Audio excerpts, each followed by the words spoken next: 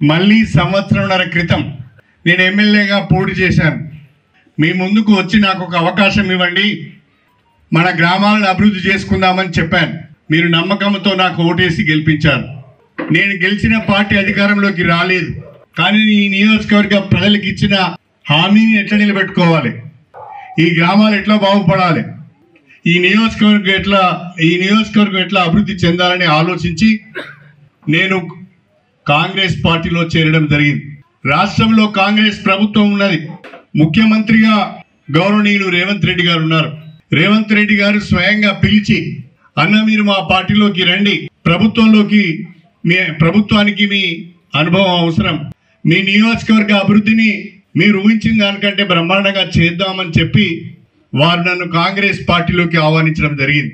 ఈ నియోజకవర్గం యొక్క అభివృద్ధిని దృష్టిలో పెట్టుకొని ప్రభుత్వం అండ ఉంటేనే, ప్రభుత్వ సహకారం ఉంటేనే అభివృద్ధి చేయగలుగుతామని ఆలోచించి నేను కాంగ్రెస్ పార్టీలోకి వచ్చి సంవత్సరం కావస్తున్నది. మళ్ళీ సంవత్సరంన్నర క్రితం నేను ఎమ్మెల్యేగా పోటీ చేశాను.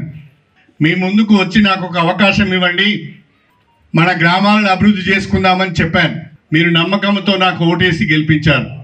నేను గెలిచిన పార్టీ అధికారంలోకి రాలేదు, కానీ ఈ నియోజకవర్గ ప్రజలకు ఇచ్చిన హామీని ఎట్లా నిలబెట్టుకోవాలి, ఈ గ్రామాలు ఎట్లా బాగుపడాలి, ఈ నియోజకవర్గం ఎట్లా అభివృద్ధి చెందాలని ఆలోచించి నేను కాంగ్రెస్ పార్టీలో చేరడం జరిగింది. రాష్ట్రంలో కాంగ్రెస్ ప్రభుత్వం ఉన్నది. ముఖ్యమంత్రిగా గౌరవనీయులు రేవంత్ రెడ్డి గారు ఉన్నారు. రేవంత్ రెడ్డి గారు స్వయంగా పిలిచి, అన్న మీరు మా పార్టీలోకి రండి, ప్రభుత్వానికి మీ అనుభవం అవసరం, మీ నియోజకవర్గ అభివృద్ధిని మీరు ఊహించిన దానికంటే బ్రహ్మాండంగా చేద్దామని చెప్పి వారు నన్ను కాంగ్రెస్ పార్టీలోకి ఆహ్వానించడం జరిగింది. ఈ నియోజకవర్గం యొక్క అభివృద్ధిని దృష్టిలో పెట్టుకొని ప్రభుత్వం అండ ఉంటేనే, ప్రభుత్వ సహకారం ఉంటేనే అభివృద్ధి చేయగలుగుతామని ఆలోచించి నేను కాంగ్రెస్ పార్టీలోకి వచ్చి సంవత్సరం కావస్తున్నది.